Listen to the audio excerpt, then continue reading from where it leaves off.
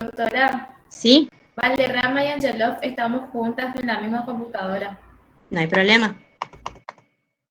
Bueno, recordando y retomando lo que vimos la clase pasada, ¿ven ahí el Power, chicos? ¿Se ve?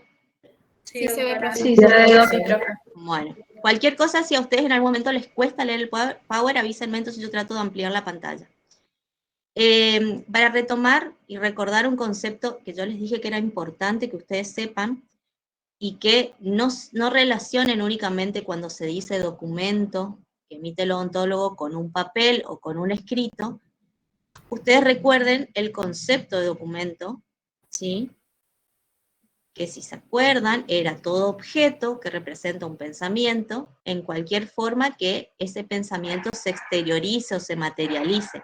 Entonces podíamos tener historias clínicas, certificado, consentimiento informado, recetas, fichas, presupuestos, pero también todo eso son hechos en papel o incluso las historias clínicas, si recuerdan, había también las que eran electrónicas, que podían ser computarizadas o informatizadas. También había otro tipo de objeto que representaban documentos para nosotros, como, por ejemplo, entre muchos otros, las radiografías, los modelos de yeso, etc. Eso seguro voy a preguntar en el examen. Ambas comisiones van a rendir conmigo, así que vayan tomando nota de estas trampitas o estas ayuditas que yo ya les voy dando en clase, ¿sí? Esto tienen que saber tanto ese concepto como mencionar esos ejemplos de documentos. Bueno, para comenzar con certificado odontológico, tengan en cuenta que certificado, para analizar el origen de la palabra, viene de, por un lado, certus y por el otro lado, facere. ¿Sí? Certificado está dividido en dos partes la palabra, certus y facere. Certus quiere decir cierto y facere hacer, lo que vendría a ser dar por cierto un hecho o certificar un hecho. Eso serían las posibles explicaciones de lo que significa certificado. Y como concepto, ustedes tienen que es un testimonio, o también pueden decir que es un documento, que se refiere a un hecho clínico, presente o pasado, para que el profesional, después de haberlo comprobado, extiende a pedido de un enfermo o de los familiares del mismo. Lo que quiere decir es que acá, el odontólogo precisamente certifica, o para decirlo con un sinónimo, comprueba, ¿sí?, un hecho clínico, que puede haber sucedido, o sea, puede ser un hecho pasado, como por ejemplo cuando vemos que en el paciente al cual estamos haciendo el certificado tiene obturaciones realizadas. Esos son hechos pasados, porque el odontólogo no las hizo en el presente. Pero, precisamente el profesional certifica de que existen esas restauraciones. O puede ser un hecho clínico presente, como por ejemplo una exodoncia que recién haya realizado el odontólogo y está haciendo este certificado para sugerirle un reposo y que este paciente lo presente en su trabajo, por ejemplo, y tenga un día de licencia para poder hacer su correspondiente reposo. Y que el profesional lo va a extender, o sea, lo va a realizar, ¿sí?, por pedido, ya sea de ese paciente o a pedido de alguien por parte del paciente, que generalmente es su familiar. En el caso de un menor va a ser su padre, madre o tutor, ¿sí? ¿Se acuerdan de cuando hablamos siempre de documentos? Podemos tener el caso de un paciente que sea adulto, un paciente que sea niño, un paciente que sea adolescente, un paciente con alguna capacidad disminuida. Entonces, a veces es el mismo paciente el que lo pide o es un familiar. Y ya vamos a ver cómo se redacta en aquellos casos. Van a tener dos tipos de certificados. Esto también es importante que estudien. Por un lado tenemos los certificados ordinarios o simples y los certificados oficiales. En el caso de los oficiales, nosotros no los hacemos en la práctica privada, salvo que trabajemos como funcionarios de alguna dependencia, algún organismo del Estado, que serían los certificados de matrimonio, el acta de nacimiento, un acta de función, un certificado de discapacidad. No sé si alguno alguna vez escuchó el certificado único de discapacidad, o CUT, que también se le dicen. Esos son certificados oficiales que nosotros no lo vamos a realizar en nuestra práctica regular, ¿sí?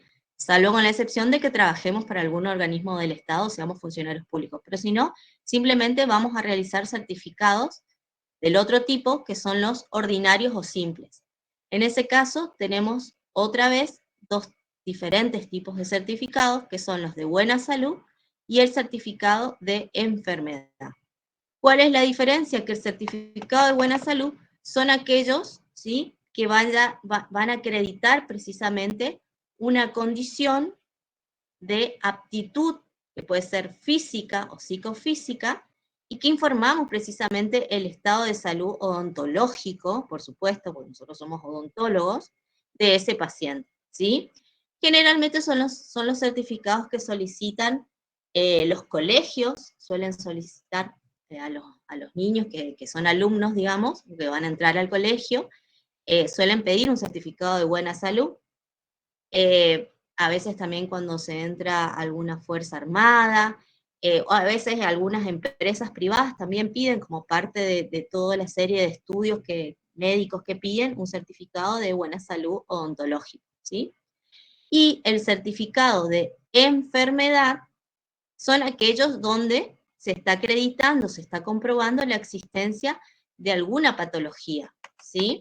Y son generalmente aquellos que sirven de alguna manera para justificar algún tipo de inasistencia al colegio, a una institución educativa, al trabajo, y tener una licencia, ¿sí?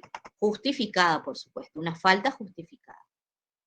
Bueno, entonces para que les quede claro, nosotros en la práctica común o regular o privada del odontólogo van a realizar los tipos de certificados que son ordinarios o simples, y dentro de los cuales van a tener las dos variantes, certificados de buena salud o certificados de enfermedad.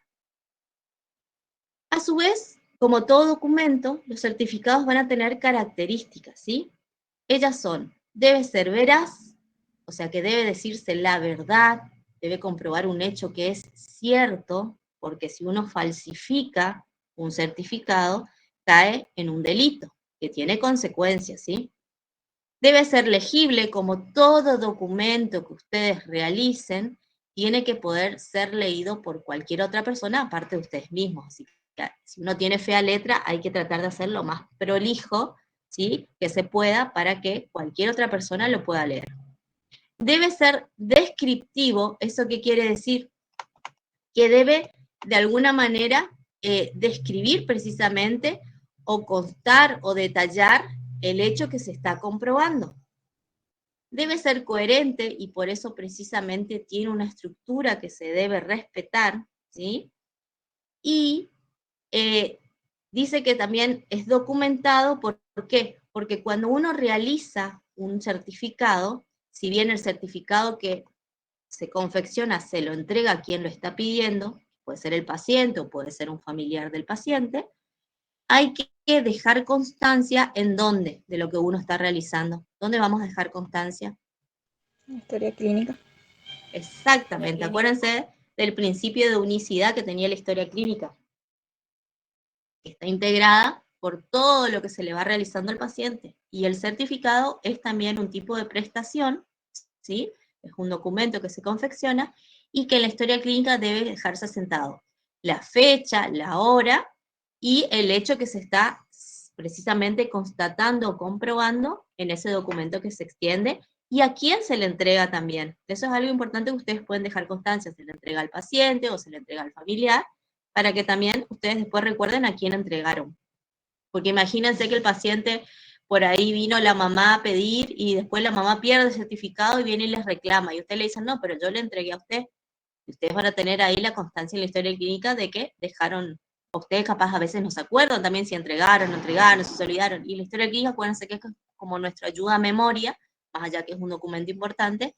Entonces es una obligación dejar la debida constancia o documentar que se realizó, se extendió un certificado al paciente, y siempre mencionando la fecha, la hora, que son datos que por ley están exigidos que se deje constancia en la historia clínica.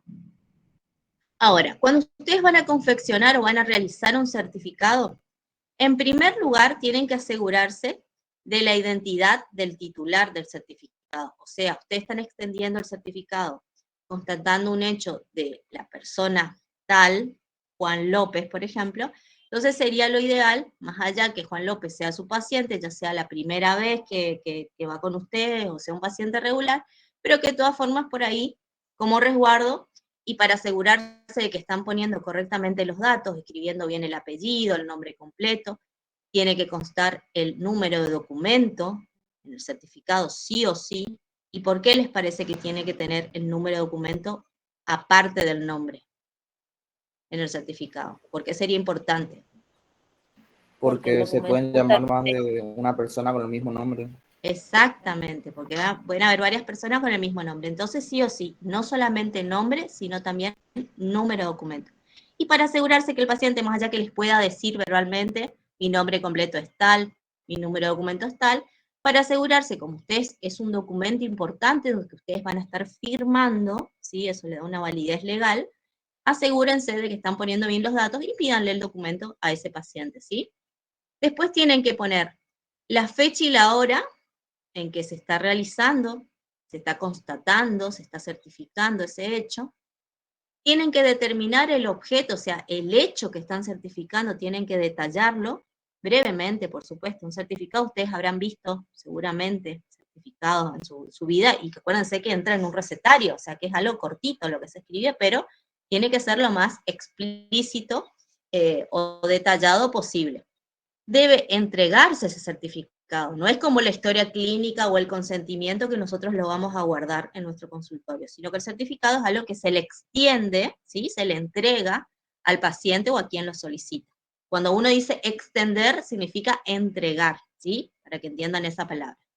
Y por supuesto que además de legible, tiene que ser un documento que está redactado de una forma clara, ¿sí? Que sea entendible y conciso, o sea, que sea cortito, no hay que escribir un choclo de cosas interminables, sino que es muy breve. Y ahora cuando veamos cómo se confecciona van a entender mejor esto que yo les estoy diciendo. Bueno, ahora vamos, y esto es importante, si quieren tomen nota, si quieren hagan una captura de pantalla, pero esto todo igual, acuérdense que está en el material. ¿Cuáles son los elementos o las partes que tiene un certificado? ¿Sí? Ya sea un certificado de buena salud, odontológica o un certificado de enfermedad. Cualquiera de las dos variantes tienen esta misma estructura. En primer lugar, va lo que se llama preámbulo. ¿Sí? Preámbulo. Ya la palabra pre les quiere indicar como que va primero esto. ¿Sí? ¿Qué va en el preámbulo? Los datos del profesional, que esto generalmente es lo que ya está impreso en la parte superior de los que van a ser sus recetarios el día de mañana, ¿sí? Uno ya tiene un talonario, unos papelitos, donde en la parte superior, ¿sí? Que lo que sería el membrete, van los datos del profesional. ¿Qué datos del profesional van a poner ahí? A ver si alguien me puede... Matrícula. ¿El qué antes de la matrícula me dijeron? Número de No, matrícula. El nombre completo. profesión, Uh-huh. ¿Qué más? el número de matrícula, la dirección, el número de teléfono. Uh-huh. La especialidad. Si tiene, muy Claro, bien. el nombre del título también. Uh-huh. ¿Eso nomás? Sí, si quieren también el correo electrónico, ahora con o el Instagram o las redes sociales, también pueden poner ahora que se hace todo eso, pero eso ya no es obligatorio, es un agregado. Pero lo que sí tiene que estar son esos datos que me dijeron primero, el nombre del profesional, la profesión, la especialidad si la tiene, el número de matrícula, ¿sí? Un teléfono de contacto y el domicilio del consultorio, ¿sí? Eso sí o sí, después lo otro ya es agregado, adorno, pero que también es información que ustedes la pueden poner, no hay problema. Bueno, eso va en la parte primera, que es el preámbulo. Vamos a la segunda parte. Va la exposición. Así se llama esta segunda parte. Exposición. ¿Por qué? Porque ahí uno precisamente expone, detalla, describe los datos del paciente. Ahí dice los datos del enfermo, pero a veces si es un certificado de buena salud, se supone que ese paciente está sano, ¿sí? Más allá que tenga arreglos, hechos, lo que sea, pero sano, no tiene ninguna patología. O sea, yo diría los datos del paciente. ¿Qué datos del paciente van a poner?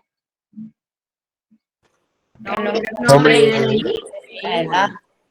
La edad también pueden poner, ningún problema, si le agregan la edad, no hay ningún problema. Si no la ponen, tampoco hay problema, no es obligatorio, pero sí o sí, nombre y DNI. nombre y DNI. Memorícense, porque después cuando yo les pregunto me dicen el nombre del paciente. ¿Y qué más? Y se quedan así tildados. Nombre y DNI. Nombre y DNI. Y por supuesto, el hecho que están constatando, ¿sí? El hecho clínico que ustedes están constatando. Presenta obturaciones dentarias en tales piezas dentarias y goza de buena salud dental. O, por ejemplo, también otra variante, estos son todos ejemplos que yo les tiro y ahora van a ver un ejemplo también ahí en el Power de un certificado. Presenta obturaciones provisorias, lo cual indica que se encuentra actualmente recibiendo tratamiento odontológico, por ejemplo. O presenta restos radiculares, requiere atención odontológica. O se le ha realizado en el día de la fecha una exodoncia de la pieza dentaria tal, siempre ponemos el doble dígito, hace falta que pongamos la pieza dentaria porque al destinatario no le va a interesar, salvo que sea, por ejemplo, una obra social, pero siempre ellos usan, ya por ley se usa el doble dígito. Y se sugiere reposo por 24 horas, por 48 horas, lo que sea. El hecho, ¿sí? Después viene la tercera parte, que se llama fórmula final, donde ahí se coloca, se extiende a pedido de, o se extiende el presente certificado a petición de, y ahí pueden poner el paciente, fulano, ¿sí? Le repiten el nombre, o del señor tanto y ponen el nombre del paciente, o se extiende la presente a nombre de la señora fulana, el nombre, el documento también pueden poner, madre de la paciente, si es un menor, y el destinatario, o sea, para ser presentado ante el Colegio Sagrado Corazón, por ejemplo, o ante la Facultad de Odontología de la UNE, o si es una forma genérica y no ponen específicamente a quién va a recibir este documento, ante quien así lo requiera. Pueden poner como una cosa genérica y que lo puede recibir cualquiera, ¿sí? Y como todo documento, que yo esto a varios le hice la observación, sobre todo con consentimiento informado, todo documento que ustedes vean, sobre todo ahora en consentimiento informado, que le dieron la clase pasada, en certificado, en receta y en los demás documentos que van a ver hoy, lugar, fecha, firma y sello. Se hacen una rima así, lugar, fecha, firma, sello, del profesional, por supuesto. Doctora, ¿puede Sí. repetir o si es genérico ante quién? Ante quien así lo requiera o ante quien lo solicite. Son palabritas así, formalidades que se usan. Yo se las tiro como para que ustedes sepan cómo redactar. O sea, se puede poner con precisión ante quién se va a presentar este certificado, indicando la institución, la empresa, lo que sea, o pueden ponerlo ante quien así lo solicite o ante quien así lo requiera. Son como formas genéricas que sirven para cualquier lugar, digamos. ¿Está? Y acuérdense de siempre terminar, porque si no está mal hecho. Pueden poner firma y sello, y si no ponen el lugar y la fecha, está mal. ¿Sí? Lugar, fecha, firma y sello. Y si quieren ser más específicos, porque hay algunos lugares que le piden incluso las horas. ¿Sí? Corrientes, por ejemplo, 15 de septiembre de 2022, 16:30 horas, firma y sello. ¿Sí? Bueno, a ver, creo que acá hay un ejemplo.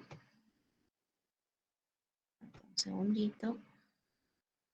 Bueno, ahí ustedes ven, llegan a leer. ¿Pueden leer? Sí, doctora. Bueno, ahí tienen en la parte de arriba, y ahora yo les voy a señalar, recuerdo la estructura, ya tengo la siguiente presentación. Ahí están los datos del profesional. ¿Cómo se llamaba esta primer parte donde iban los datos del profesional? Preámbulo. Muy bien. Después, esta RP es como una formalidad que se usan en casi todos los recetarios, los formularios de recetario. ¿Alguien sabe qué significa ese R/P? RP, perdón. RPC.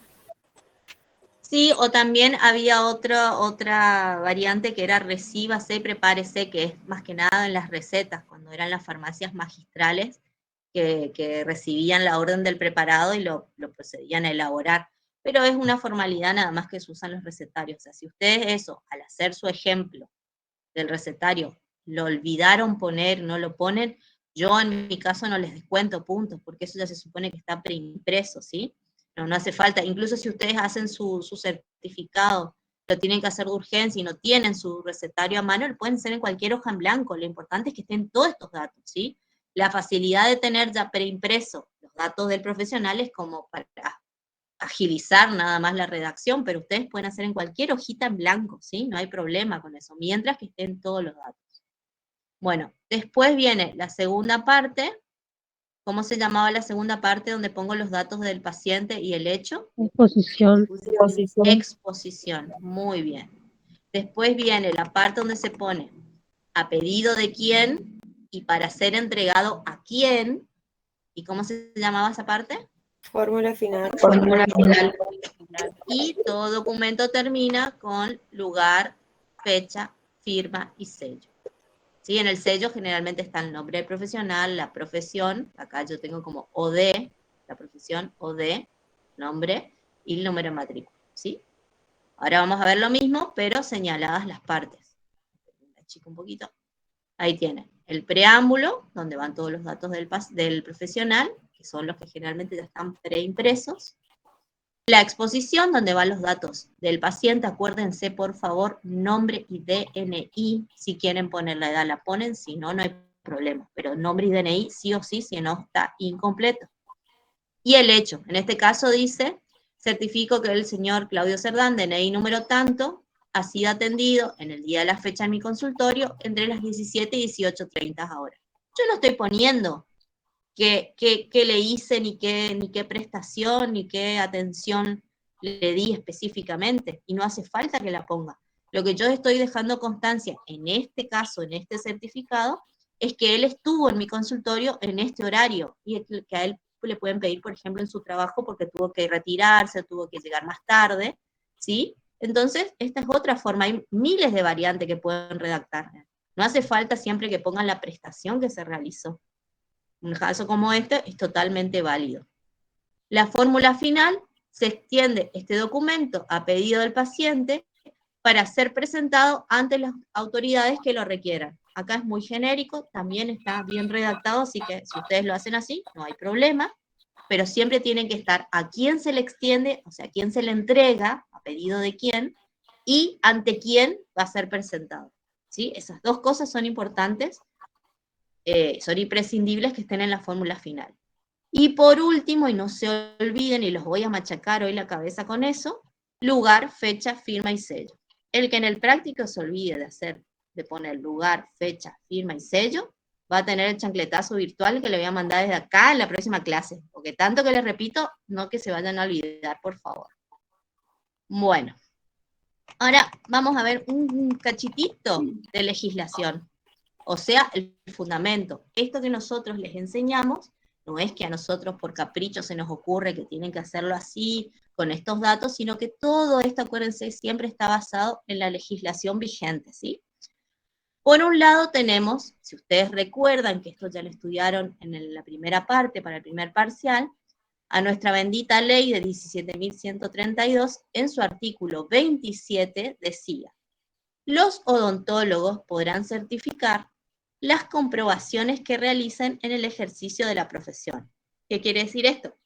Que la ley nos avala, nos permite realizar, ¿sí?, extender certificados.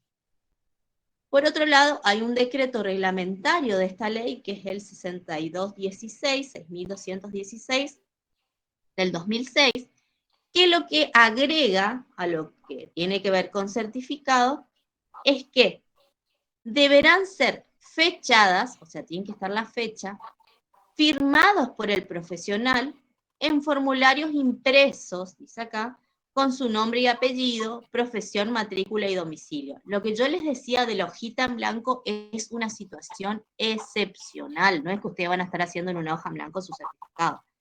La realidad, y conforme lo dice la ley, tiene que ser en un formulario impreso, donde estén los datos, que son los datos que yo les dije que tienen que estar sí o sí. Nombre completo, profesión, matrícula y domicilio. Sí o sí. Pueden poner teléfono, pueden poner la especialidad que tengan, siempre que sea verdad, porque si no, acuérdense que si ustedes ponen una especialidad que no la tienen, están cometiendo un delito. ¿Se acuerdan qué tipo de delito es cuando uno se roba cargos o especialidades que en realidad no posee? ¿Usurpación de título? Muy bien. Así que esto lo dice la ley, ¿sí? En el caso que un profesional cometa una falsificación o una adulteración de un certificado, comete un delito que es doloso. ¿Cuándo un delito era doloso? ¿Se acuerdan? ¿Cuando había intención o cuando no había intención? Cuando hay intención. Cuando hay intención. Cuando sí hay intención. Muy bien. Hay dolo, hay intención, ¿sí? O sea, lo hace a propósito. ¿Sí? Ya sea que lo haga en todo el contenido del certificado o una parte, ¿sí? O que adultere uno verdadero. Por ejemplo, que el paciente le diga, ay, doctor, ¿me puede acá poner, no sé, el otro odontólogo, por darles un ejemplo cualquiera? Acá yo me fui a un odontólogo y me puso 2 días nomás de reposo. ¿Me puede poner 21 días? Por darle un ejemplo. O me puede cambiar la fecha, me puede acá poner, me puso 02 del 08, me puede poner 09 para cambiar la fecha. Sí. Eso es una adulteración, ¿sí? Es cambiar algo que ya está en un documento. O sea, ya sea que uno falsifique en una parte o en todo el contenido, o que adultere un certificado que es verdadero, es un delito doloso y el valor que afecta es la fe pública. Es un delito contra la fe pública. Y eso está penado en el Código Penal. O sea, tiene una sanción. Por eso es un delito. En los artículos 292, 295, 296, 298, ¿sí? O sea, es importante tener en cuenta esto, chicos, porque no es una pavada. A veces les va a pasar que algún conocido, algún amigo, algún pariente les va a pedir, a veces como favor, que ustedes hagan un certificado falso para poder faltar o para poder justificar una falta, y eso va a llegar a ser un delito si los descubren, por supuesto, y no solamente para el que lo confecciona, que van a ser ustedes los profesionales, sino también para quien lo usa, que sería esa persona que se lo está pidiendo. Brevemente les leo lo que dice el artículo 292 del Código Penal. Esto no hace falta que ustedes estudien el contenido, ¿sí? Sino que sepan que tiene una sanción, que existe este delito contemplado en el Código Penal. Eso me interesa a mí que sepan, ¿sí? Pero a manera informativa, para que tengan una idea, les leo brevemente el 292, el artículo. Dice, el que hiciere en todo o en parte un documento falso o adultere uno verdadero, de modo que pueda resultar perjuicio, será reprimido con reclusión o prisión de 1 a 6 años. Si se tratare de un instrumento público, y con prisión de 6 meses a 2 años, si se tratase de un instrumento privado. O sea, siempre cuando ustedes son funcionarios públicos, trabajan para algún hospital, para alguna clínica, no alguna clínica, alguna salita, algún CAPS, ¿sí? Siempre la sanción es aumentada cuando uno tiene cargo de funcionario público. Siempre la sanción es mayor. Y lo mismo, de todas formas, si ustedes ejercen en el ámbito privado, también tiene una consecuencia legal. Ahora les leo brevemente lo que dice el artículo 295. Todo esto sacado del Código Penal. Sufrirá prisión de 1 mes a 1 año, en este caso dice el médico, pero como no hay una especificidad ni tampoco nos deja de lado los odontólogos, nosotros quedamos comprendidos en este artículo. El profesional sería que diere por escrito un certificado falso concerniente a la existencia o inexistencia presente o pasada de alguna enfermedad o lesión cuando de ella resultare perjuicio. En síntesis, el que extiende un certificado falso tiene una condena, ¿sí?, de privación de la libertad que puede ir de 1 mes a 1 año. Bueno, el artículo 296, que es otro de los que les mencioné, acá lo que hace es condenar al que hace uso de ese documento, o sea, la persona que se lo está pidiendo y a quien ustedes le entregan. Dice el 296, el que hiciere uso de un documento o certificado falso o adulterado será reprimido como si fuera el autor de la falsedad. O sea, va a ser reprimido, va a tener una sanción igual que al que confeccionó falseando ese documento, ¿sí? Por eso les digo, cuando ustedes están haciendo esa maniobra, a veces con buena intención, ¿sí? A veces con intención como de hacerle un favor a esa persona conocida, pariente, amigo, pareja, lo que sea que les está pidiendo, y ustedes están mintiendo, están falseando un documento, están poniendo hechos que no existen o que no sucedieron, que no son ciertos, no solamente ustedes están cometiendo el delito y pueden tener una sanción ustedes, sino el que hace uso de ese certificado falso, ¿sí? Eso es importante que sepan, que ustedes también adviertan, para que ustedes no queden también como que no quieren hacerle el favor, como que son malos, ¿sí? Ustedes díganle, no, porque eso tiene consecuencias legales, tanto para mí como te puede pasar a vos, ¿sí? Si vos haces uso de este certificado falso. Así que eso es muy importante que sepan. Y el artículo 298 básicamente lo que habla es que cuando se trata de un funcionario público, ¿sí? Que abusando de sus funciones públicas comete alguno de estos delitos que yo les comenté, va a sufrir siempre una condena doble, ¿sí? O sea, siempre cuando uno es funcionario público, la sanción es mayor que cuando es solamente en el ámbito privado. Pero eso es algo a manera informativa, un detalle. Yo no quiero que ustedes se sepan, como ya les dije ya para el primer parcial, no me interesa que se sepan de memoria lo que dicen estos artículos. A mí lo que quiero que aprendan de acá es que en el caso de la falsificación o la adulteración, es un delito de tipo doloso. Eso sí quiero que sepan. ¿Contra qué atenta o contra qué va? Contra la fe pública, ¿sí? ¿Dónde está establecida esta sanción? En el Código Penal, ¿sí? ¿Y quiénes pueden verse sancionados? No solamente el profesional que confecciona el documento, falsificándolo o adulterándolo, sino quien hace uso de ese documento. De todo eso, quiero que sepan esto que yo les acabo de mencionar. Nada más. ¿Está? Así que esto ya tienen que saber cómo estudiarlo, porque ahí ya les estoy dando más o menos la idea para que ustedes se orienten de cómo tienen que estudiar esta partecita. Eso es lo que yo quiero que sepan, lo que yo les puedo llegar a preguntar en el parcial, o si rendimos algún final después, es lo que yo puedo llegar a preguntar. Bueno, continuando acá con el Power. Bueno, acá termina certificado, esperen que miro el material si hay algo. Bueno, en el material van a tener que, les tienen como sugerencias de cómo resguardar la intimidad o confidencialidad. Si ustedes ponen algún diagnóstico en el certificado, alguna situación patológica que por ahí ustedes quieren preservar y que no sea visible para cualquiera, pueden usar códigos, ¿sí? Que a veces incluso algunas prestadoras o obras sociales les facilitan para que ustedes sepan, de acuerdo a la prestación, qué código usar. Por supuesto, el código de la pieza dentaria con el doble dígito, también una persona que no es odontólogo no va a saber, ¿sí?, a qué se hace referencia. Y por supuesto, cuando hay que entregarlo o hay que mandarlo por algún medio, como por ejemplo un motomanda o lo que sea, siempre en un sobrecito cerrado, ¿sí? Todo eso sirve para preservar la identidad y preservar la situación de salud o enfermedad de ese paciente, ¿sí? Chicos, les recuerdo, hay gente que recién está ingresando, son las 5 menos 20 y la clase empieza a las 4 de la tarde, ¿sí? Así que por favor les pido que respeten el tema de la puntualidad. Más que nada porque interrumpen la clase. Bueno, ¿les quedó claro certificado? ¿Hay algo que quieran preguntar, algo que quieran que yo repita? ¿Está todo clarito? Sí, Doc, se entendió. Bueno, vamos a seguir con receta ahora. Receta es un poquitito más complicado, pero si prestan atención van a ver que no es tan difícil. Van a tener distintos conceptos de receta, ¿sí?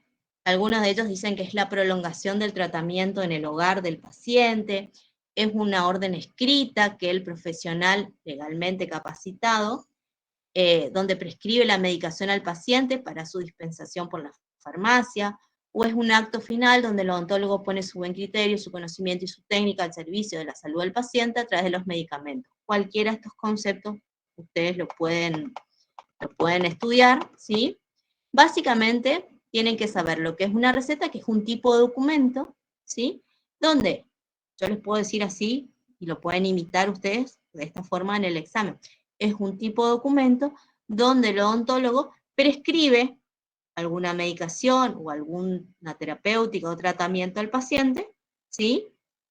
Y con eso a mí me basta, porque yo con eso entiendo que ustedes saben que es una receta, básicamente, ¿sí? Eso es lo que a mí me interesa, que ustedes comprendan y sepan diferenciar que receta no es lo mismo que un certificado, porque un certificado constatamos un hecho, en una receta prescribimos alguna acción que el paciente tiene que realizar, no en el consultorio, sino en su casa, ¿sí?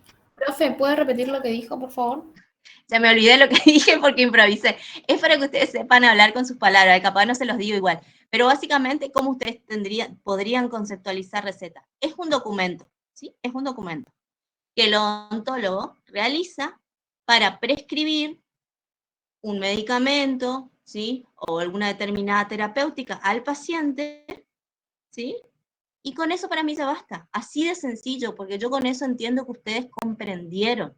Porque yo prefiero eso a que me digan de memoria o me lean, como algunos sospeché que hicieron en el parcial con algunos conceptos, porque me lo repetían hasta con el punto y coma que yo no podía creer, pero bueno, como no tengo pruebas, no los desaprobé por eso, pero era como medio evidente de que tenían algún apuntecito ahí leyendo, porque tan de memoria no te puedes saber, ni yo me lo sé de memoria, fíjense que yo les leo el concepto, porque yo doy esta clase todos los años, sin embargo no me la memorizo así. O sea, yo lo que quiero es que ustedes expresen o que me hagan saber a mí que ustedes entendieron, ¿sí? Eso es lo que a mí me interesa. Entonces, que a mí me repitan así de memoria, y yo les digo, bueno, pero ¿y qué haces en una receta? Y no me sepan decir, a mí no me sirve de nada que se hayan memorizado un concepto de un párrafo. Yo acá no califico la memoria a ustedes, yo lo que califico es el entendimiento que ustedes tengan de la temática. Así que así sencillo, pero con coherencia. Bueno, ¿por qué vamos a recetar o para qué vamos a recetar? Para combatir algún síntoma que tenga el paciente, por ejemplo, que tenga alguna fiebre, alguna sintomatología dolorosa, inflamatoria, para curar una enfermedad, para mejorar la situación clínica. También podemos recetar para prevenir que aparezca alguna enfermedad, por supuesto que para rehabilitar al paciente, y en algunos casos para posibilitar el diagnóstico o pronóstico. Por ejemplo, un diagnóstico puede ser, a veces viene un paciente con una inflamación brutal y no podemos diferenciar la patología que tiene, si por ahí tiene la cara, por ejemplo, inflamada, la mejilla acá inflamada, podemos sospechar de una determinada pieza dentaria, y no podemos diferenciar a veces si es una causa endodóntica o es una causa periodontal. Por la inflamación y el dolor a veces ni siquiera podemos manipularlo al paciente, entonces lo que hacemos es mandarle a que se inyecte una dexametasona, algún corticoide, que tome algún antiinflamatorio, algún analgésico, y que vuelva al otro día, lo más inmediatamente posible, y ahí sí podemos arribar a un diagnóstico más certero. Y lo mismo el pronóstico. Para prevenir, por ejemplo, alguna infección, a veces como profilaxis, recetamos algún antibiótico, ¿sí? Entonces, son cositas que son como objetivos que tiene la receta, pero que pueden variar de acuerdo a la situación que se nos presenta con el paciente. ¿Quiénes pueden ser los destinatarios de una receta? No solamente es el paciente el destinatario, sino que puede ser, por ejemplo, aquel familiar responsable que va a ayudarle a darle esa medicación, sobre todo en el caso de los menores o en el caso por ahí de los adultos mayores, o como siempre hablamos de alguna persona con alguna discapacidad que no les permita por sí mismo suministrarse la medicación o la terapéutica que estamos prescribiendo nosotros. El farmacéutico, que es el que va a venderlo, va a entregarle la medicación, por ejemplo. La obra social, porque a veces uno no puede ir a cualquier farmacia, si uno tiene una determinada prestadora, tiene que ir a veces incluso a autorizar previamente a través de la obra social y luego adquirir en la farmacia el medicamento que se está indicando. Perdón.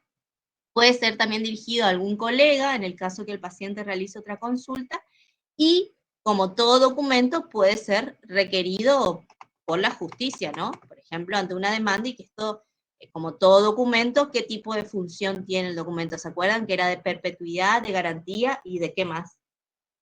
Cuando hablamos de la parte judicial. ¿Sirve como qué en un juicio? ¿Como prueba? Como una prueba. Tiene la función probatoria, ¿sí? Entonces el destinatario también puede llegar a ser la justicia. Por eso, como todo documento, es importante que sea legible, ¿sí? Que sea entendible, que esté bien redactado, bien confeccionado. No solamente para que la entienda el paciente, para que la entienda el farmacéutico, que los farmacéuticos están bastante entrenados y entienden cada letra que uno no puede creer, pero sino también para que la entienda cualquier persona, sobre todo pensando que llegado el momento y que sirva o que sea utilizado como una prueba, que pueda ser leído por un juez, por un magistrado, por un abogado, etc. ¿Sí? Entonces esos son tips que tienen que tener en cuenta para cualquier tipo de documento que ustedes realicen. Bueno, esto es súper importante. La receta va a tener dos partes, ¿sí? O sea que la van a hacer en dos recetarios, por así decirlo. O sea, la van a redactar dos veces, ¿sí? Y ustedes esto ya habrán visto, si ustedes se fueron, sobre todo, bueno, no sé si tanto al odontólogo, capaz algunos tuvieron suerte y no tuvieron tantos tratamientos odontológicos, pero con los médicos les habrá pasado. Hay un papelito que escribe el médico, una parte de la receta, que es la que ustedes van a ir a la farmacia a comprar. Hago el ejemplo del medicamento porque es lo más común, porque también podemos prescribir un tratamiento kinesiológico, alguna práctica determinada, el uso de algún instrumento, por ejemplo, un cepillito interdentario, e indicarle cómo usarlo, esos son variantes, pero lo que generalmente prescribimos son antibióticos, antiinflamatorios, analgésicos, por eso yo, el ejemplo que les voy a dar de receta es con un medicamento. Bueno, si ustedes se fueron al médico alguna vez, estuvieron enfermos, capaz prestaron atención que hay un papelito donde se les pone todos los detalles, que ahora vamos a ver bien, como se hace formalmente, del medicamento, que ese papelito van a ir a la farmacia a comprarlo, y otro papelito donde le tendrían que haber anotado cómo tomar ese medicamento, cuánto tiempo, por cuántos días, ¿sí? ¿Les pasó o no les pasó? Que ese papelito quedaba para ustedes, ¿o no? Sí. ¿Alguno tiene ese recuerdo? ¿Alguno le vio eso? ¿Prestó atención? En la facultad hacemos eso, doctora, Sí. para recetarle a los pacientes ¿Ya hacen receta ustedes? después de la cirugía. Sí, profe. ¿Pero ustedes redactan la receta? Sí. Nosotros escribimos. Y ellos nos firman. Sí. ¿Y quién Sí, lo...? profe, y la doctora de farmacología a cargo lo firmó. Muy bien. Bueno, entonces ya saben, ¿sí? Tiene una parte donde el paciente va a usar para adquirir ese medicamento y otra partecita con la que él se la va a quedar, porque así sabe cómo utilizar el medicamento, ¿sí? Cómo tomarlo, con qué frecuencia, por cuánto. Bueno, formalmente, el que va a ir a la farmacia, el papelito que va a quedar en la farmacia, es el cuerpo de la receta, ¿sí? Y el otro papelito, ¿sí? Van a ser las indicaciones, que esas se las va a quedar el paciente con él, ¿sí? Eso es lo básico. Entonces, la receta, a diferencia del certificado, que era uno solito, la receta tiene dos partes, el cuerpo y las indicaciones. ¿Hasta ahí estamos? Bueno, ahora vamos a ver qué se escribe en cada una. Vamos a ir al cuerpo, ¿sí? El cuerpo va a tener 4 partes. La primera parte se llama superinscripción. La segunda se llama inscripción. La tercera, suscripción. Y la cuarta es el versito que yo les vengo repitiendo. A ver, díganme ustedes cuál es el versito. Lugar, fecha, firma y sello. Muy bien. Bueno, vamos a la primera parte, a ver qué se pone acá. La superinscripción es parecido al preámbulo del certificado, pero acá, además de los datos del profesional, ya incluye los datos del paciente. ¿Y qué datos del paciente ponemos? Acuérdense qué datos del paciente vamos a poner. Nombre, y DNI. Nombre, apellido. Bueno, nombre completo y DNI, ¿sí? No se olviden del DNI porque después de los nervios, no sé qué les pasa, que se resetean, parece a veces en el parcial, y se olvidan del DNI, ¿sí? Nombre y DNI del paciente. Acuérdense que pueden ser 2 personas, incluso en una misma casa, a veces tienen el mismo nombre el padre y el hijo, o el abuelo y el nieto. Entonces, tienen que identificar con el DNI siempre. Bueno, eso va en la superinscripción. Todos los datos del paciente, del profesional, perdón, que ustedes ya saben cuáles son los datos que pueden poner y que son los datos imprescindibles, más los datos del paciente, nombre y documento. Todo va en la superinscripción del cuerpo.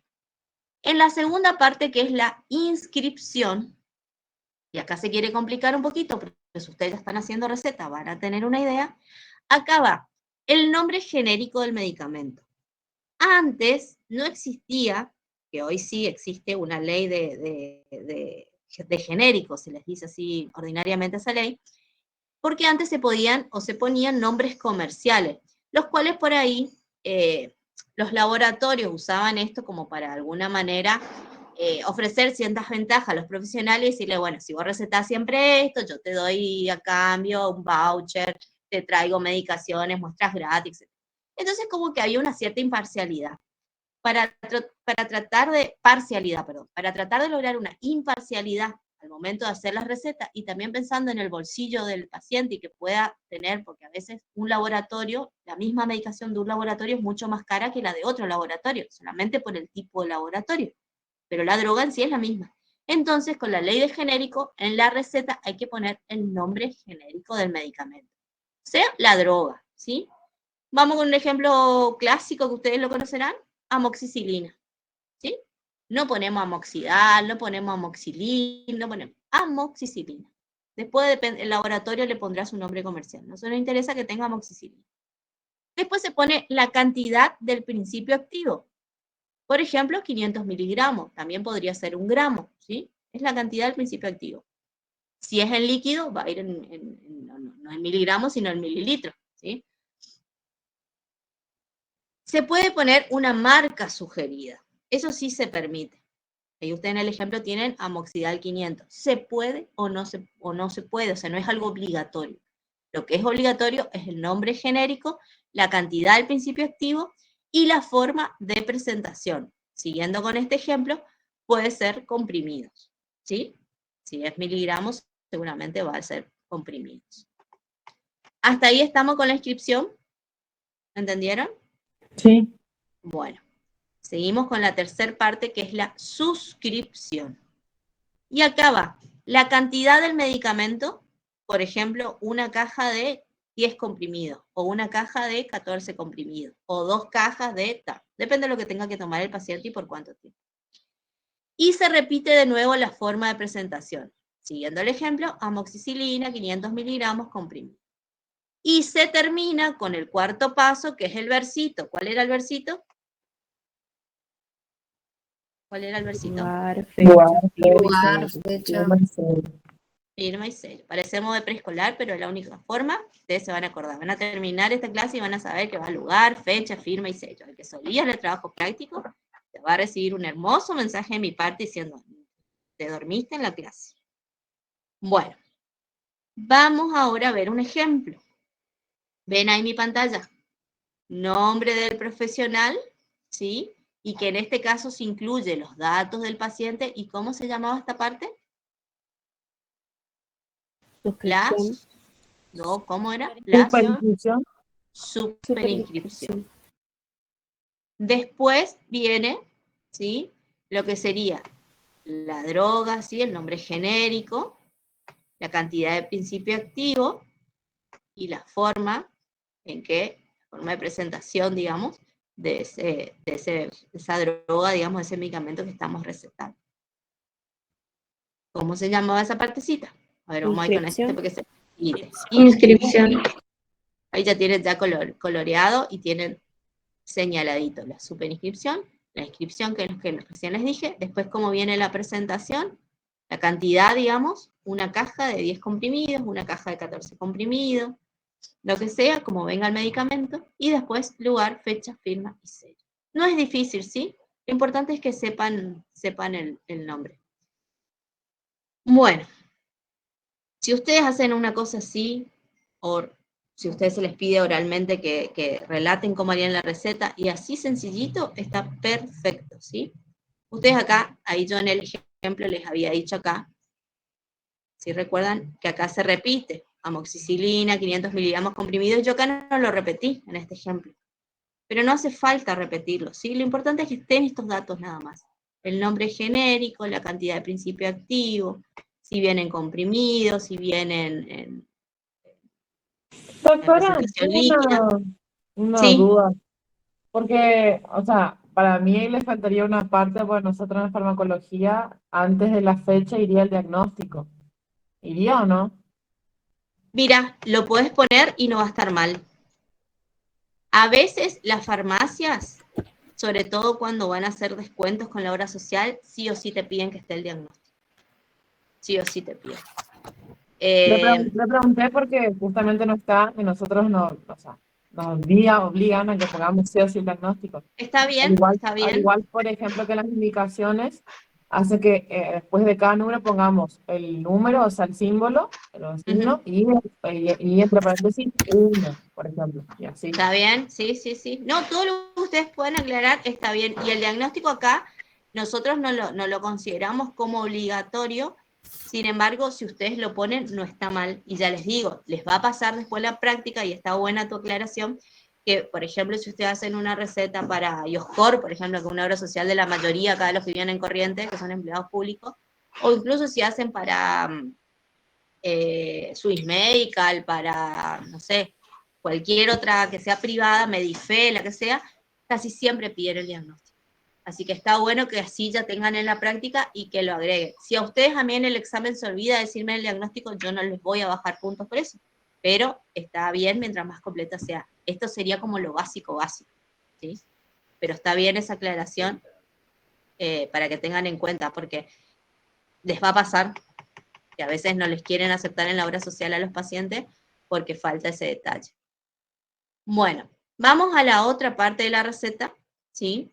Que son las indicaciones, que esta sería el papelito, por así decirlo, con el que se va a quedar el paciente y va a leerlo para acordarse de cómo tiene que tomar, cada cuánto, por cuántos días, etc. Los datos que van a ir acá van a ser nombre y apellido del paciente, y acá falta poner documento. Yo le pondría el documento siempre, porque ya les digo, a veces dentro de una misma familia hay 2 personas, por lo menos, que tienen el mismo nombre. El nombre genérico del medicamento que recetamos, la dosis, la frecuencia, la duración, o sea, por cuánto tiempo tiene que tomar, y como siempre se termina, lugar, fecha, firma y sello. Acá van a ver un ejemplito. Datos del profesional, que acuérdense que esto ya está preimpreso en el formulario del recetario. Los datos del paciente, nombre y documento. El nombre genérico, siguiendo con el ejemplo que estamos haciendo, amoxicilina, 500 miligramos, que es el principio activo, la cantidad de principio activo. La dosis, tomar un comprimido, ¿con qué frecuencia? Cada 8 horas, ¿sí? ¿Durante cuánto tiempo? Una semana, 7 días. Y esto también es algo que se puede o no poner, ¿sí? Para que sepa el paciente también qué hacer. Volver a la consulta al terminar la medicación, por ejemplo. O volver al terminar el tratamiento para control. ¿Sí? Cualquiera de esas formas que se redacte, eso está bueno poner porque así el paciente sabe cómo seguir. Y por supuesto, lugar, fecha, firma y sello. No sé si ustedes hacen algo más en la clínica, me gustaría que me cuenten. Cuando hacen las indicaciones o hacen más o menos parecido. O como vos me dijiste, Sol, eso de que aclaran con letra y con número, digamos, cuando ponen... Ponemos todo así como está ahí. O sea, por ejemplo, el DNI eso no hace falta. Ponlo el nombre nomás. Y bueno, y ahí ponemos así, mucilina, todo eso. Y ahí ponemos indicaciones y varias, las indicaciones típicas de la cirugía. Reposo, Claro, blanda, no tomar mate, dieta blanda por claro. 24 Y ahí ya horas, está. ¿sí? Y listo. Y la fecha, obviamente, el lugar y firma y se ya está. Bueno, a ustedes les va a resultar fácil entonces estudiar esto porque ya tienen un conocimiento, ya lo están haciendo, que eso es la mejor forma de aprender y de incorporar esto. Y ya les digo, esto es lo básico, ¿sí? Esto es muy básico, como dice Sol, ustedes, depende de la práctica que hayan hecho, depende del tratamiento que están queriendo hacer, ustedes van a poner más cositas, ¿sí? A veces les pueden exigir, por ejemplo, que se hagan enjuagues bucales todas las noches, o que usen determinada pasta dental para, por ejemplo, están tratando un caso periodontal y que una determinada pasta dental para la sensibilidad con la que se cepillan al menos 3 veces al día, cepillo de cerdas blandas, lo que sea, ¿sí? Todo lo que ustedes quieren que el paciente haga. O sea, la primer parte, el cuerpo, es más que nada lo que necesitamos que el paciente básicamente vaya y compre en la farmacia. ¿Sí? O sea, ahí va todo el nombre del medicamento, la frecuencia, la dosis activa, la forma de presentación, etc. Y en la parte de las indicaciones, no solamente cómo tomar ese medicamento que pusimos en el cuerpo, sino también todo lo demás que el paciente, los cuidados que tiene que tener hasta que vuelva a la consulta, ¿sí? Por eso también es importante ponerle si tiene que volver o no a la consulta. A veces con eso ya se da por finalizado o generalmente es necesario que vuelva para un control, ¿sí? Esto ya les digo es muy básico. Ustedes después, sobre todo en el práctico, pueden explayarse más, o cuando ustedes rindan también se pueden explayar más, pero esto es lo básico, ¿sí? Para que tengan una idea. Y lo importante es que sepan eso, que las indicaciones tienen que ser claras, ¿sí? Acá va un poquitito de medicamento, mirá. No sé si ven ahí el súper chiste que se mandó la profe. Dice, fui al médico y me recetó ir al mar, porque tiene así tingui, tingui, tingui, no se entiende un pomo lo que dice. La idea es que nosotros seamos lo más prolijos y nuestro documento que confeccionemos sea legible, no solamente por nosotros que entendemos por ahí nuestra letra, sino por cualquier otra persona y sobre todo por el paciente. La redacción clara y sencilla, y siempre tiene que estar explicado, siempre, siempre, siempre, una explicación verbal, ¿sí? Nosotros a medida que, no solamente porque le escribamos, tenemos que tener en cuenta que el paciente entendió, nosotros tenemos que decir verbalmente, ¿sí? Vos tenés que tomar esta pastilla, este antibiótico, porque esto va a combatir la infección, eso también forma parte del consentimiento informado, acuérdense que es un proceso que todo el tiempo lo estamos haciendo, lo tenés que tomar, por ejemplo, ustedes también lo escriben, pero también se los dicen, tomá alejado de las comidas, o tomá luego del almuerzo, ¿sí? Come algo antes para que no te haga doler la panza, todo eso ustedes le pueden decir al paciente. Mientras estés tomando la medicación, evita tomar bebidas alcohólicas, ¿sí? Evita comer pesado, o sea, son recomendaciones que a veces el paciente desconoce y que nosotros debemos indicar.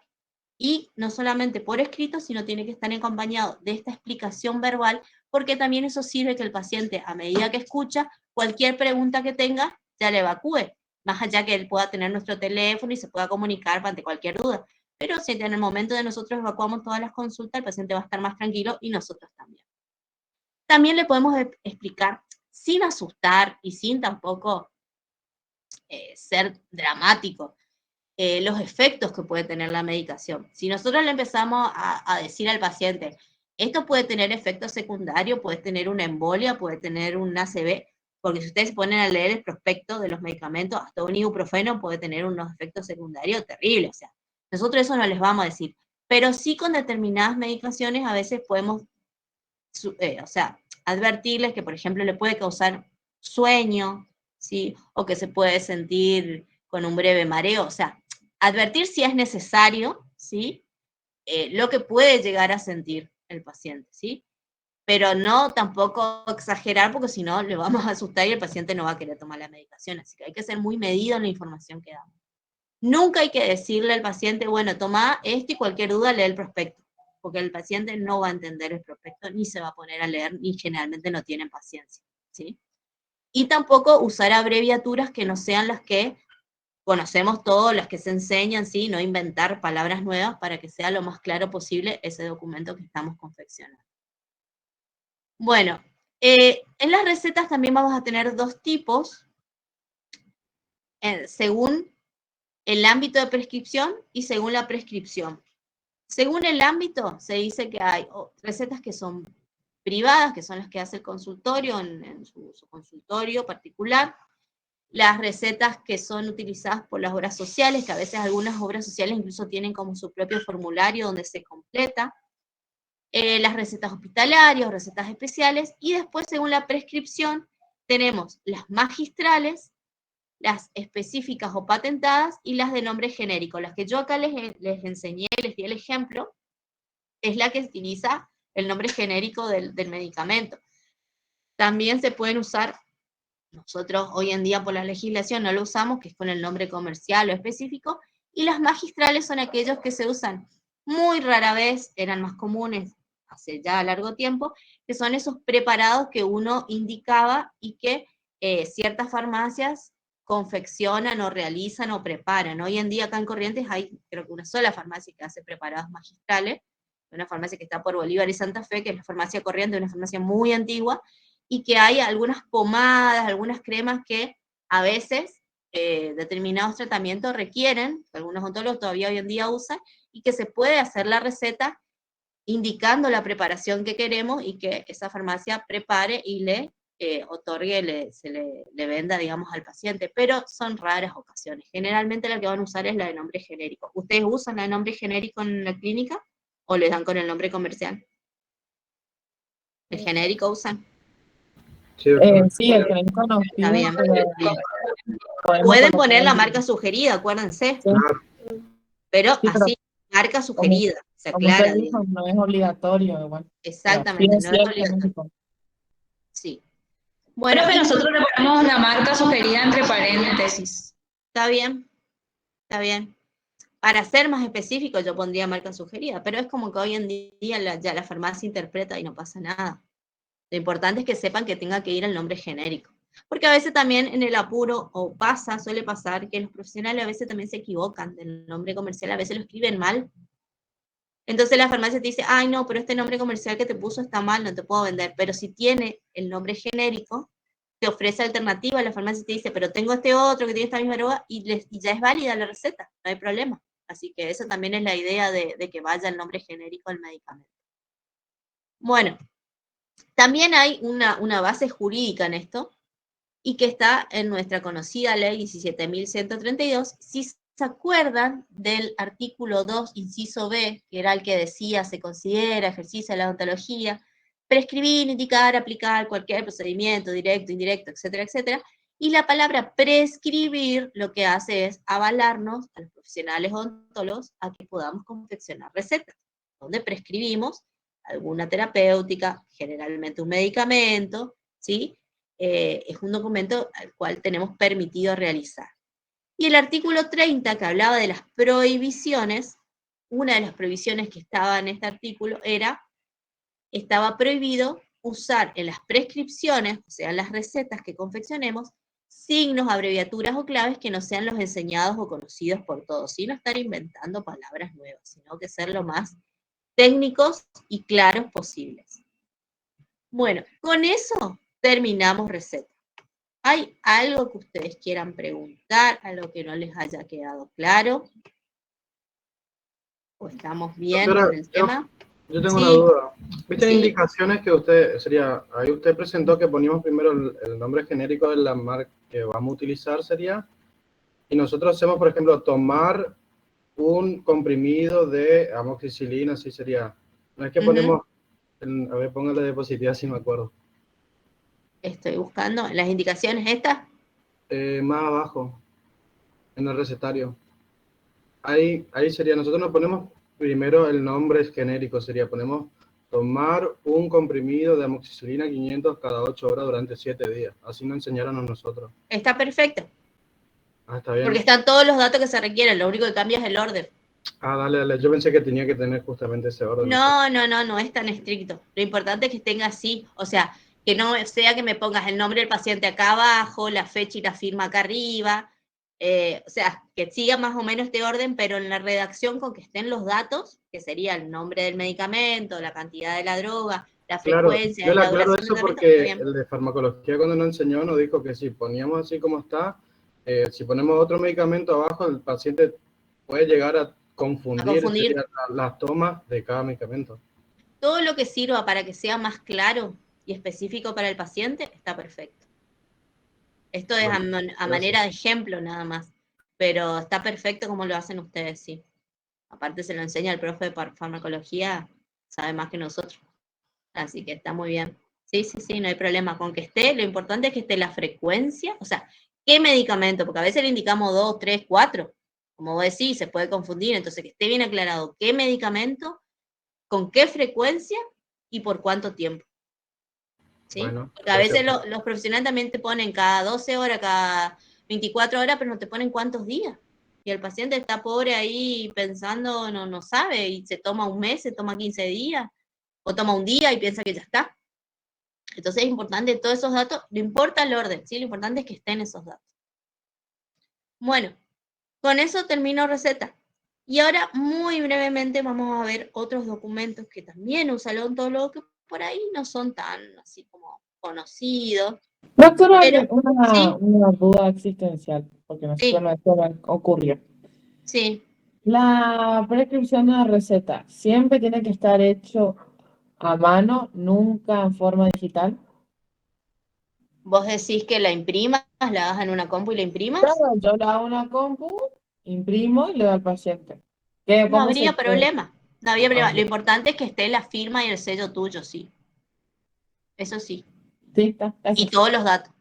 Pero si vos, por ejemplo, tenés, no sé, te resulta más fácil escribir así, pensás que va a ser más claro que tu letra, o por cuestión de tiempo, o lo que sea, no hay problema. No tiene, en ningún lado dice que tiene que ser manuscrito. Sobre todo, acuérdense que esta ley es del año 67, es viejísima. Creo que como mucho ahí había máquina de escribir. No se preveía, más allá que hay decretos que van así como agregando cositas, no hay ninguno que impida o que prohíba. Pero lo importante sí o sí es que esté el sello y la firma, ya sea en el cuerpo o en las indicaciones. En ambos tiene que estar. Bueno, vamos a hablar un cachito de presupuesto odontológico. Ustedes saben lo que es un presupuesto, me imagino. Cultura sabe lo que es un presupuesto. Es como una idea, ¿sí? O un cómputo, se puede decir, anticipado de cuánto va a costar algo, ¿sí? En este caso puede ser la prestación, una determinada terapéutica, un determinado tratamiento, si estamos hablando en el ámbito odontológico. Y que lo que hace es como generar un compromiso entre el profesional y el paciente o el familiar o quien se va a hacer cargo, digamos, de abonar el tratamiento o la actividad que nosotros vamos a realizar, la prestación que le vamos a realizar a ese paciente, ¿sí? Esto generalmente se hace cuando, sobre todo, uno tiene que realizar varias prestaciones o va a trabajar realizando varias, va a aplicar varias técnicas o va a hacer como rehabilitaciones un poquito numerosas en el paciente. Generalmente no es solamente por una sola prestación, pero también se puede hacer por eso un presupuesto, ¿sí? Tiene bases técnicas y económicas. Las bases técnicas se refiere a los conocimientos con respecto a la técnica que se va a usar, o sea, más que nada es la ganancia de alguna forma que tiene el odontólogo por su preparación, su formación, ¿sí? Puede cobrar, si tiene derecho a cobrar por lo que hace, y económicas de alguna manera sería para cubrir todos los insumos, los impuestos que tiene que pagar el odontólogo de energía eléctrica por el uso de la aparatología, del equipamiento, del que esté el aire acondicionado prendido, de la factura de agua, de reponer guante, etcétera, etcétera, ¿sí? Los elementos de limpieza, inclusive. O sea que en eso se basa el odontólogo para poner un precio a la prestación o la actividad que va a realizar en el paciente. Hay clases de presupuesto que, de acuerdo a su forma, el presupuesto puede ser en forma verbal, que esto generalmente se usa cuando es un único tratamiento que vamos a hacer, algo aislado, o escrito cuando ya son varias cosas con las que vamos a trabajar en el paciente. Según el grado de exactitud, puede ser cerrado o aproximado. El cerrado es el que establece un valor del cual va a ser inamovible, o sea, no se va a cambiar, y en cambio el aproximado es cuando nosotros decimos, bueno, más o menos esto, el costo hoy en día es de tanto, si vos te vas a hacer esta, por ejemplo, una corona y la vamos a mandar al mecánico para hacerla y me la vas a pagar en un mes, ese precio puede aumentar ligeramente por la inflación. Acuérdense que lamentablemente en nuestro país todo el tiempo están aumentando las cosas, así que eso sería un presupuesto aproximado. O un implante o algún tipo de prestación que requiera también algún tipo de material que involucre, por ejemplo, la actividad del mecánico dental o lo que sea, uno da un presupuesto aproximado generalmente.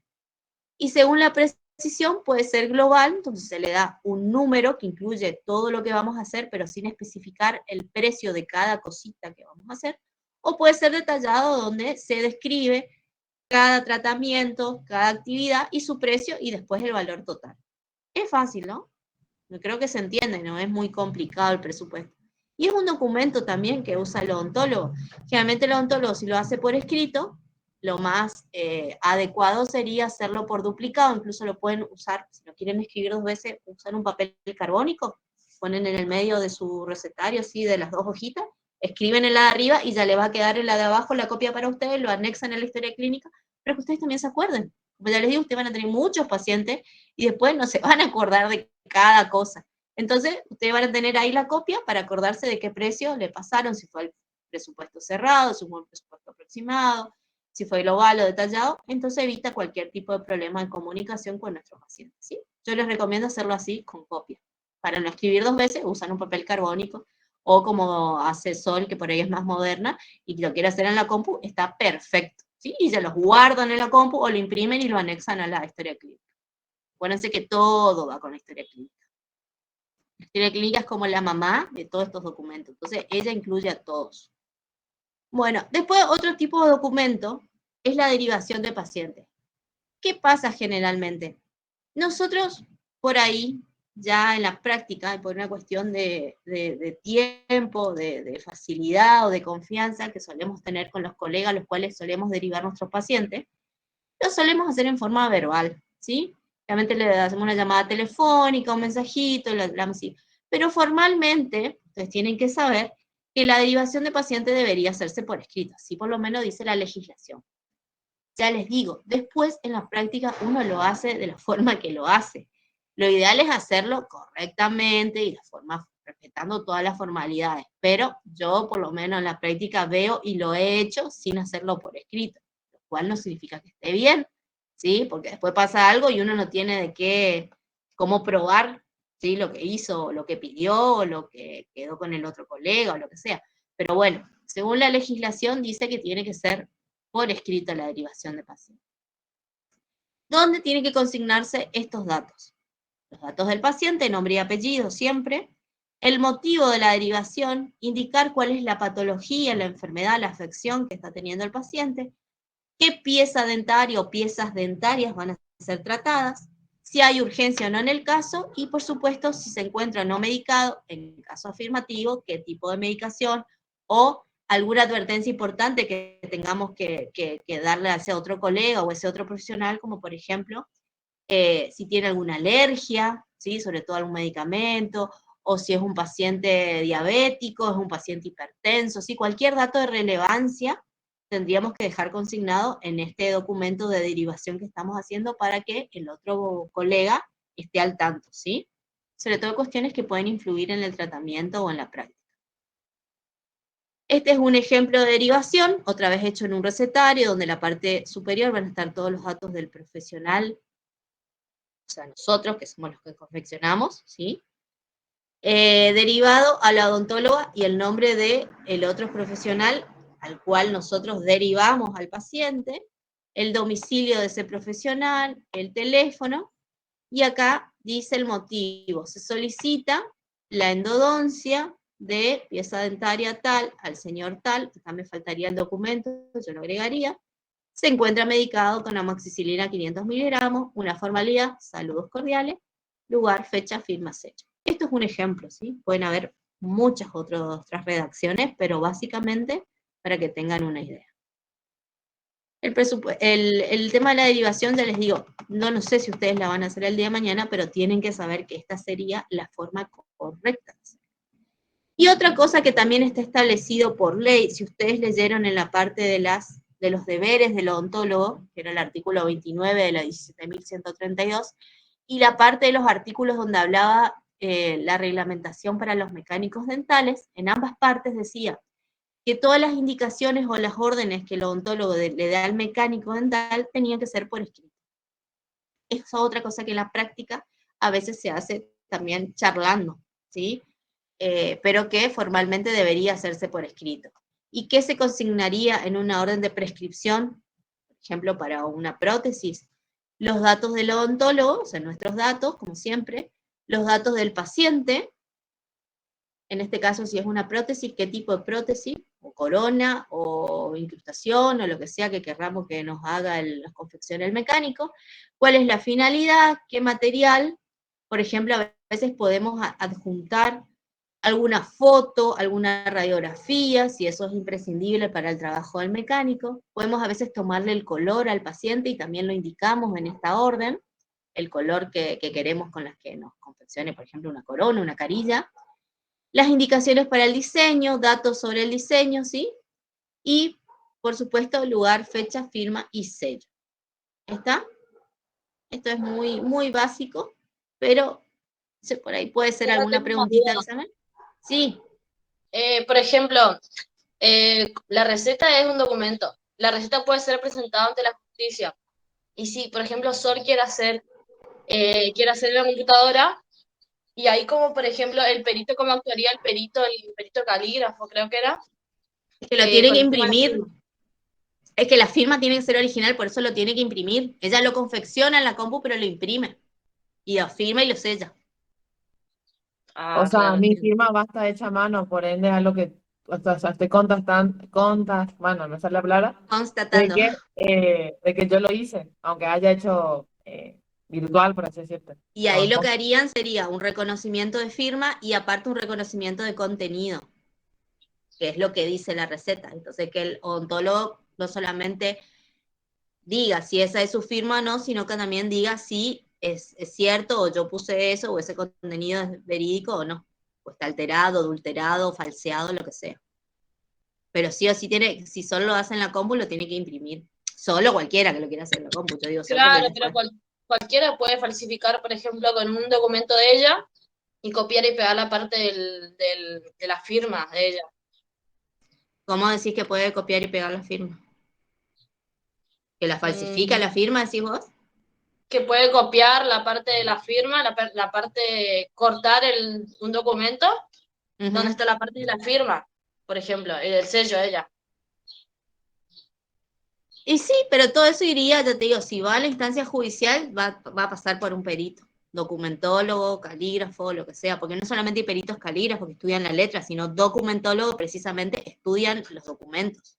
Y ellos tienen todos sus conocimientos y su ciencia para poder ver qué tipo de estudio precisamente es necesario para determinar y hacer reconocer a la persona sobre la falsedad o la autenticidad de un determinado documento. Así que lo ideal sería hacerlo a mano. Si lo haces en compu, lo imprimís, lo firmás y lo sellás. ¿Sí? Así sería. Sí o sí impreso y sí o sí con firma original. De todos los documentos, porque fíjense que todos los documentos terminan con lugar, fecha, firma, sello. ¿Sí? Por eso les repito hasta el cansancio, para un poco a modo de chiste, pero también un poco para que comprendan que todos los documentos como formalidad terminan de esa manera. Si no, está incompleto. Claro, por La eso, derivación. Sí. por eso Andrés. trató la doctora que la firma y el sello siempre es a mano, que no puede estar imprimiendo. O sea, Sí, siempre, no puede estar preimpreso, digamos. Claro, que Sí. siempre tenés que ponerlo Sí. vos. Puede hacer todo tu Sí o sí de receta puño y letra. y todo a computadora, pero la firma tenés que hacerla. Sí o sí de puño y letra la firma y el sello. Sí o sí. Porque si no, tampoco te lo van a aceptar en ningún lado. En la farmacia no te lo va a aceptar.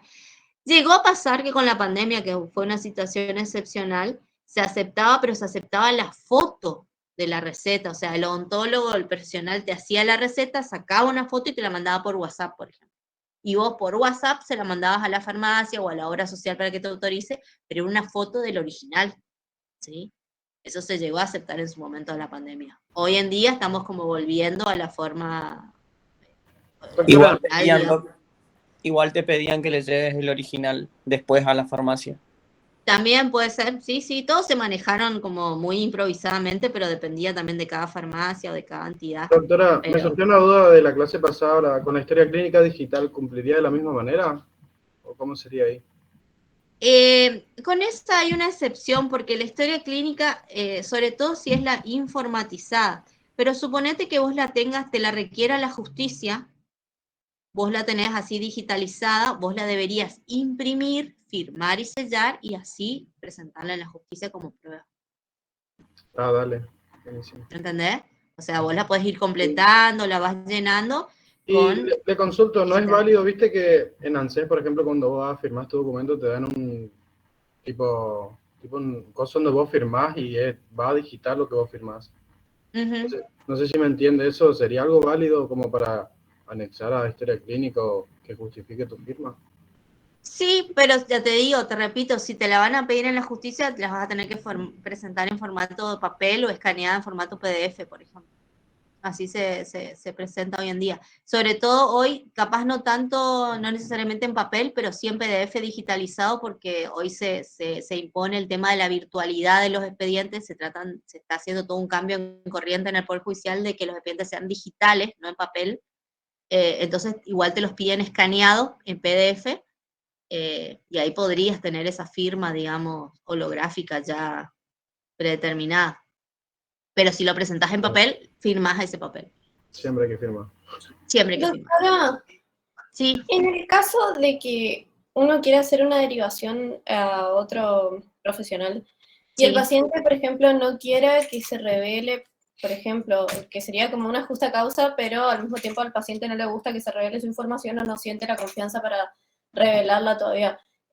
Por ejemplo, en un caso de que tenga VIH, ¿cómo se hace? Porque si tiene que estar por escrito, pero el paciente no quiere que eso se diga, se manda por atrás la historia clínica, ¿cómo? No, nunca se manda por atrás la historia clínica. Lo que hay que tratar de hacer es de hacerle comprender al paciente que en primer lugar, cuando vos hagas esa derivación, es imprescindible ese dato, seguramente, para el otro profesional, para que también no poner en riesgo la vida o la salud de él. Y segundo, aclararle, informarle que ese otro paciente, que ese otro profesional que va a recibir esa información, ese dato, se encuentra con la misma responsabilidad que vos, que sos su odontólogo, digamos, de no revelar ese secreto, que eso está resguardado, ¿sí? Que es imprescindible, sobre todo por su seguridad, ¿sí? De su vida, de que no entre en riesgo su salud, y en segundo lugar, que ese otro profesional está comprendido también por la obligación de guardar secreto, y que no se lo va a poder revelar a nadie, y que ese documento, esa derivación, ese papelito, le va a llegar a ese profesional de una forma confidencial, ya sea porque vos se lo entregás en mano, y sobre todo en un sobre cerrado, lacrado, cosa de que esté preservado en todo momento los datos, digamos, esa información del paciente. Pero hay que tratar de hacerle entender al paciente. Ok, gracias. Bueno, a ver con qué nos quedaría acá por desarrollar. Hay otro chiste malísimo de la profe, las facturas, que no son estas que tengo unas ganas ya de merendar, pero son estas otras facturas, que son más aburridas, que son las de la FIP, son las facturas A, B, C. A ver, yo no suelo ahondar mucho en esto de la facturación. ¿Por qué? Porque yo considero que, por un lado, al momento de que ustedes tengan que hacer estos trámites, por ejemplo, si ustedes van a inscribirse como monotributistas, yo creo que el mejor asesoramiento, y en esto les soy totalmente sincera y honesta, ¿de quién pueden recibir el mejor asesoramiento en esta temática? ¿En una odontóloga o de quién? De un contador. Sí, siempre, ¿sí? Porque ellos también están más actualizados con la temática. Yo acá les voy a explicar así como muy por arriba, porque al fin y al cabo yo prefiero que ustedes sepan bien lo que es un certificado, lo que es una receta, ¿sí? Que eso sí es propio del odontólogo, y la parte de facturación, de monotributo, está bueno que sepan que existe, que ustedes es un trámite que yo creo que seguramente lo van a hacer, salvo que trabajen por ahí en relación de dependencia, que por ahí no van a necesitar inscribirse en un monotributo en ese caso, pero siempre la información más actualizada y más completa la van a obtener de un contador, ¿sí? Así como también les dije que en algunos casos complicados que ustedes tengan, por ahí, si tienen alguna duda, consulte con un abogado. En estos casos también es buena la consulta con un contador. Pero así como muy, muy, muy básico, ¿sí? Ustedes tienen, a partir de la inscripción de NAFIP, pueden ser responsables monotributo o pueden ser responsables inscriptos en el valor agregado. Y van a existir tres tipos de factura: A, B y C, ¿sí? Todo profesional, además de estar matriculado, que es una condición, ustedes ya lo vieron, como un requisito esencial para ejercer legalmente, llegado el caso, ¿sí? Ya sea que trabaje de forma independiente o también como todo contribuyente, como todo miembro de la comunidad, tiene que pagar impuestos, ¿sí? A la FIP, ¿sí? Eso ya saben ustedes, supongo. El tema es que hay que realizar un determinado trámite ante la FIP, que ustedes saben que es el organismo que recauda todas las contribuciones, todos los impuestos que se pagan, y en ese momento el odontólogo, de acuerdo a sus ingresos y a otros parámetros más que yo no voy a ahondar en eso, porque no solamente es complicado, sino que les repito, llegado el momento ustedes, lo ideal, qué les conviene hacer, en qué situación están parados, les conviene asesorarse con un contador. Pero básicamente los dos regímenes que están vigentes son el responsable monotributo o el responsable inscrito en el valor agregado. Y de acuerdo a qué tipo de régimen adopte, va a ser el tipo de factura que emita ese profesional. Porque ustedes saben que aparte de ustedes cobrar honorario, ustedes deberían entregarle la correspondiente factura o recibo a quien abona, o sea, a su paciente, ¿sí? Para demostrar que ustedes están pagando sus impuestos y están haciendo las contribuciones que les correspondan. Bueno, De esas facturas A, B o C, depende quién la emite y quién la recibe. Yo les voy a ser sincera, yo esto no les voy a preguntar. Es a manera informativa que ustedes sepan que la factura A es emitida por un responsable inscripto a otro responsable inscripto. O sea, quien la confecciona es responsable inscripto y quien la recibe es otro responsable inscripto. La factura tipo B es emitida, o sea, quien la hace es responsable inscripto, pero quien la recibe no es responsable inscripto. Y puede ser consumidor final, monotributista o exento, o sujeto exento se le dice. Y la factura C es emitida, o sea, confeccionada por sujetos no inscriptos en el IVA, o sea, que puede ser monotributista, exento, ¿sí? Y el que la recibe tampoco es, puede o no ser inscripto en el IVA, o sea, la puede recibir cualquiera, digamos. Y después, ¿qué es el monotributo? Es un régimen donde ustedes, si son monotributistas, van a tener que pagar una cuota determinada que le impone la AFIP. El valor va a ir cambiando, generalmente va aumentando. Se paga en forma mensual y que tiene distintas categorías, donde el profesional va a quedar encuadrado de acuerdo a distintos parámetros, como puede ser ingreso bruto anual, como puede ser la superficie donde desarrolla su actividad, como puede ser el consumo de energía eléctrica. Son cosas ya como muy técnicas que les repito, ustedes como odontólogos deben conocer, deben facturar, ¿sí? Deben emitir factura, deben realizar los aportes a la AFIP, pero cuestiones más profundas sobre este tema, a mí no me interesa evaluarlos, porque ya les digo, llegado el momento que ustedes van a tener que hacer alguno de estos trámites, lo mejor que pueden hacer es asesorarse con un contador, ¿sí? Para hacer bien las cosas. Incluso después ustedes pueden tener su propio contador que se encargue de hacer la declaración jurada que les pide la AFIP, que se encargue de pagarle los impuestos, porque entonces ustedes también delegan eso y se olvidan un poco de toda esa parte que es bastante aburrida y pesada, y se ocupen de hacer lo que ustedes, que es la práctica, la atención a los pacientes, etcétera, ¿sí? Sería lo ideal. Así que yo esa parte de facturas no voy a preguntar en el examen, ¿sí? Yo me llevo a enfermar yo y les toca a otro docente, les puede preguntar cualquier cosa. Yo les digo lo que yo voy a hacer. Yo no les voy a preguntar a nadie sobre factura. Bueno, no se así que, enferme, doctora. no, voy a tratar, ya estoy enferma ahora, así que ya creo que ya para el parcial ya tengo que tener inmunidad. Así que bueno, les soy sincera, eso de factura, el que le interese puede leer un poquito más del material, pero yo no voy a preguntar. Sí voy a preguntar, por supuesto, certificado, voy a preguntar receta, puedo llegar a preguntar presupuesto, derivación de paciente, orden de confección de prótesis para los mecánicos. Pero así como les di yo hoy, cortito, simple, ¿sí? No se compliquen mucho, sí tienen que saber la estructura, como a veces ustedes me dijeron, puedo poner esto acá, sí, esos breves cambios no hay ningún problema, lo importante es que estén todos los datos, ¿sí? Con eso terminamos hoy, ¿sí? Yo no sé si hay algo más que quieran preguntar, voy a mirar a ver si no me estoy olvidando de nada, por las dudas, espérenme que voy a mirar el cronograma. ¿Alguien tiene alguna consulta o algo que quiera preguntar mientras? Si no, les voy a empezar a tomar asistencia. Yo tengo una del trabajo nomás, doctora. Sí. Si se puede hacer a mano la receta y poner una foto, o tiene que ser la computadora, sí.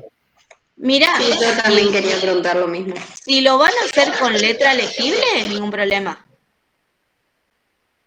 Yo no tengo drama. Que esté completo, traten de sacar bien la foto, que se vea bien, y háganlo con una letra que sea entendible, por favor. ¿Sí? Eso les pido. También, por favor, hay chicos que me siguen entregando en Word los trabajos, les ruego que me entreguen en PDF porque se me complica un montón corregir, tardo mucho más tiempo en corregir los archivos Word porque se me abren de otra forma cuando yo pongo para corregir los trabajos, y la verdad que si me los presentan en PDF, a mí me ayuda muchísimo. Como también me ayuda que en el PDF, el título del PDF que suban, me pongan comisión 1 o comisión 2. Ese datito a mí me ayuda un montón, porque imagínense que cuando yo entro a corregir me aparecen los 300 alumnos totales que son. Entonces, si ustedes ya me ponen C1, C2, C1, C2, yo ya sé que ese trabajo entro y es de alguna de las dos comisiones que yo estoy corrigiendo, ¿sí? Así que eso es re importante. Es por ahí una acción más para ustedes, un detalle para ustedes, pero a mí me ayuda un montón. Como también el hecho de que entreguen en PDF. Por favor, les pido a los que siguen entregando Word. Otra cosita más, carátula. Sí o sí, a esta altura tienen que saber que sí o sí va con carátula. Yo trabajo sin carátula, rechazo, no corrijo y para mí está no entregado, ¿sí? Los que estén con intención de promocionar, traten de hacer buenos trabajos, cosa de que sea aprobado y tengan el 100% que se les exige de trabajos aprobados para los que estén en condiciones de promocionar. Para los que se hayan sacado 6 en el primer parcial, pero que esto no quede, porque algunos por ahí graban las clases y después esto usan como prueba cuando reclaman cosas, porque ya ha sucedido que a veces hacen como elemento probatorio la grabación del docente. Les digo, aquellos que se sacaron un 6, hay antecedentes, no les prometo nada, pero ha sucedido en tiempos pasados que se les dio la chance si en lo sucesivo o lo que quedó del cursado mejoraron, tuvieron una buena entrega de trabajos, a tiempo, sin demora, se sacaron notas altas en los siguientes parciales, ha sucedido que se les concedió la promoción. No es algo imposible, no sé qué va a pasar este año, y les soy sincera, porque tenemos un nuevo titular, yo no tengo decisión sobre esas cosas, pero yo evalúo, ¿sí? Yo evalúo cada trabajo que ustedes entregan, evalúo las participaciones, evalúo todo, como también evalúo la puntualidad en la entrega de los trabajos. Eso también les estoy insistiendo, las demora, ¿sí? Yo entiendo que por ahí alguno tiene un viaje, alguno tiene su hijo enfermo, alguno se enfermó, pero esto se les da una semana para entregar. No dejen para el último momento, ¿sí? Los trabajos no son largos, así que yo ya no veo la excusa. Una vez les puede pasar, una vez por alumno. Un alumno que constantemente me está entregando con 2 días de demora, con 3 días de demora, o espera que yo les avise y les diga, tu trabajo está entregado con tantas horas, o no entregaste el trabajo, que hay muchos que les dije, no entregaste el trabajo, y yo me puse a corregir entre domingo y lunes los trabajos. No puede ser que siempre tengan un problema, ¿sí? O sea, me parece que no es justo, como yo les digo siempre, no es justo entre ustedes, ¿sí? Porque a mí no me parece calificar de la misma forma a un alumno que entrega en tiempo y forma a un alumno que me entrega siempre después, porque para algo está la fecha límite. Que el sistema le siga aceptando es otra cosa, pero para mí no es lo mismo. Así que yo voy a tener mucho en cuenta eso para el tema de la promoción. Y se pueden sacar 9, 10 en los parciales, pero si tienen demora en los trabajos, yo no voy a ser partidaria de que ese alumno promocione, porque no me parece justo. Porque no está cumplimentando uno de los tantos requisitos que se exige para la promoción. Así que, ojo, y les digo, una vez les puede pasar. El que a repetición me está poniendo excusa, el problema que sea, yo lo entiendo, pero no pueden tener siempre un problema para entregar y entregan a destiempo. O no entregan. Y hasta que yo les aviso, ahí recién me dicen, no, porque estuve este problema. Yo los entiendo, pero no es justo para los compañeros. A los que yo les puse que el trabajo estaba rechazado o que estaba desaprobado, yo les pido que si quieren, sobre todo si alguno tiene intención de promocionar, que se quede. Lo hablamos después de clase. Y a los de la comisión 1, les pido que se quede un ratito después que toma asistencia, así charlamos un poquitito, sobre todo porque se van a quedar ya definitivamente a cargo mío, ¿sí?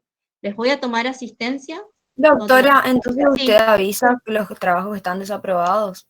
¿Sí? ¿Hay alguien que no recibió algún mensaje? O sea, que no recibió ningún mensaje del trabajo 4, ¿o todos recibieron? Yo no recibí nada. ¿Cómo? Que yo no recibí nada. A ver, ¿quién no recibió?